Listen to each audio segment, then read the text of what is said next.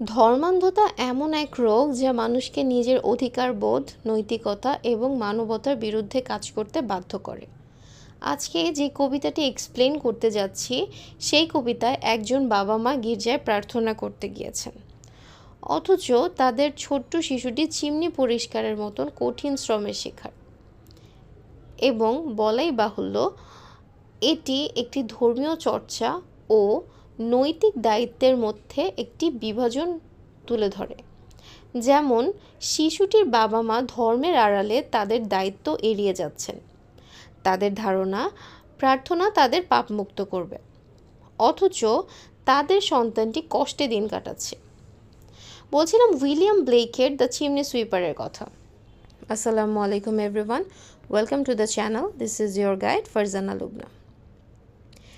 The chimney sweeper কবিতাটি 1794 সালে তার কালেকশন সংস অফ এক্সপিরিয়েন্সে পাবলিশ করা হয়েছে।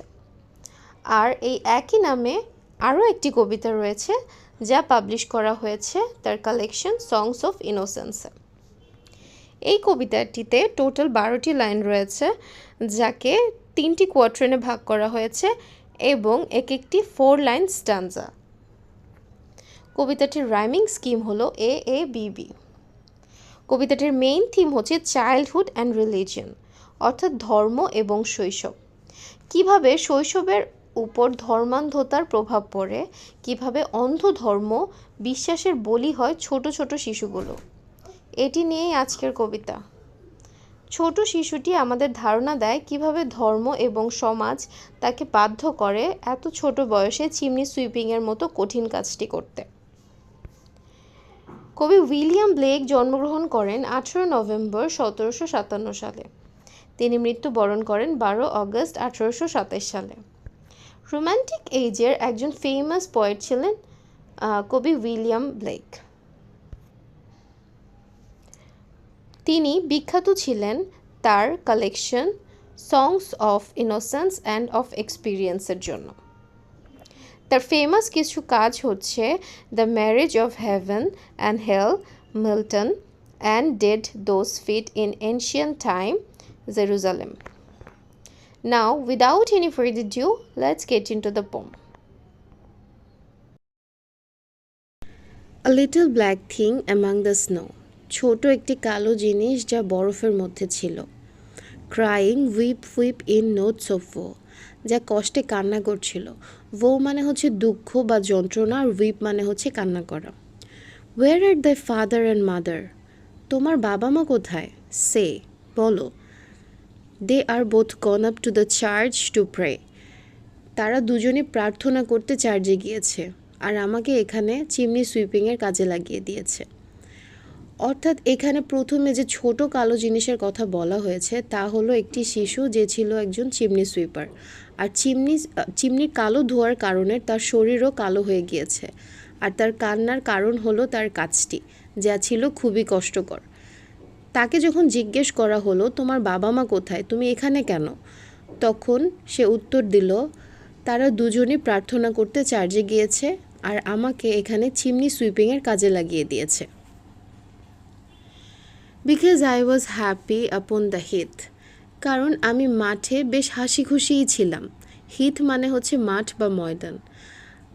আমি সেখানে বেশ ভালো ফিল করতাম যখন আমি মাঠে খেলতাম। And smiled among the winter's snow, আর উইন্টারে যখন স্নোফল হতো এটি দেখে আমি খুশি হয়ে যেতাম, অনেক উপভোগ করতাম। They clothed me in the clothes of death, কিন্তু তারা আমাকে কাফনের কাপড় পরিয়ে দিয়েছে, অর্থাৎ আমাকে চিমনি সুইপিংয়ের কাজে লাগিয়েছে। And taught me two Singh the notes of woe, আর আমাকে শুধু কান্না করা শিখিয়ে দিয়েছে। অর্থাৎ একটি ছোট শিশু কমপ্লেন করছে তার বাবা মাকে নিয়ে, যে সে যখন হাসি খুশি তার জীবন পার করছিল ঠিক তখনই তার বাবা মা তাকে চিমনি সুইপিংয়ের মতো কঠিন কাজটি করতে বাধ্য করেছে, আর এখন তার কান্না করা ছাড়া আর কিছুই করার নেই। And because I am happy and dance and sing, শুধুমাত্র আমি খুশি থাকি বা গান গাই বা নাচি, যদিও সেটা নিজের ইচ্ছার বিরুদ্ধে, they think they have done no injury. তারা ভাবে তারা আমার সাথে কোনো অন্যায় বা অবিচার করেনি, আমাকে কোনো কষ্ট দেয়নি। and are gone to praise God and his priest and king।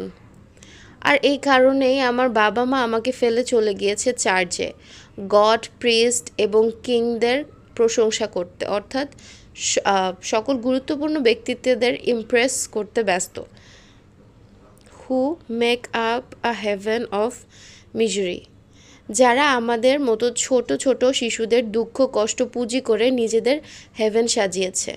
তারা প্রিটেন্ড করে যে তারা আমাদের মঙ্গল চায় বা যা করে সব আমাদের ভালোর জন্য করে, কিন্তু এগুলো মূলত আমাদের কষ্ট দেয় আর যন্ত্রণা বাড়িয়ে দেয়। এই কবিতাটিতে একটি চিমনি সুইপারের জীবন কাহিনী নিয়ে কথা বলা হয়েছে, যে মূলত একটি ছোট বাচ্চা যার বাবা মা তাকে চিমনি সুইপিংয়ের কাজে বিক্রি করে দিয়েছে। কিন্তু এর আগে সে বেশ হাসি খুশি জীবন পার করছিল। সে এই কাজটি একদমই পছন্দ করে না, তার কারণ এতে অনেক কষ্ট। বরং সে তার জীবনটি হেসে খেলে খোলা ময়দানে কাটিয়ে দিতে চায়। সে চায় শীতের বরফ পড়া এনজয় করতে। কিন্তু তার পিতামাতা নিজেদের দায়িত্ব এড়ানোর জন্য এবং সমাজের কিছু গুরুত্বপূর্ণ মানুষের মন রক্ষা করার জন্য তাদের ছোট্ট শিশুটিকে বিক্রি করে দেয়। তার বাবা মার ধারণা এটি করলে গড তাদের মাফ করে দিবে, তারা পাপমুক্ত হয়ে যাবে। আর ছোট বাচ্চাটির মতে তার বাবা মা তাকে একটি ড্রেস দিয়েছে যাকে ক্লোথস অফ ডেথ বলা হয়, বাংলায় যাকে কাফনের কাপড় বলাও যায়। কারণ শিশুটি মনে করে এই চিমনি সুইপিংয়ের কাজ করতে করতে একদিন এই নোংরা পোশাকেই সে মৃত্যুবরণ করবে। সুতরাং এটিই ছিল উইলিয়াম ব্লেকের the chimney sweeper. Thank you. If you like the video, then subscribe to the channel and keep supporting. Thank you.